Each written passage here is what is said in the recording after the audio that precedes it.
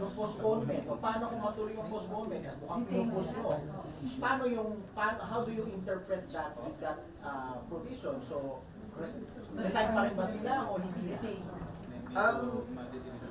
Walang kinalaman ang petsa ng eleksyon dahil sa ngayon tuloy pa rin ang eleksyon, wala pa namang batas na pinupuspone yan.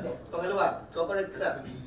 Yung pinupush, kung maalala nyo na yung interview nyo ako ba't ko final ito, hiniling ng palasyo para simulan na namin ang diskusyon kaugnay nito.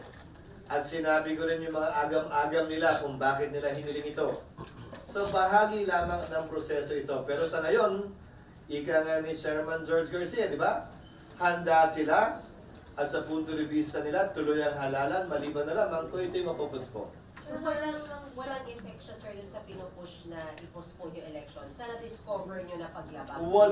Walang epekto. Gaya ng sabi ko, mapuspone.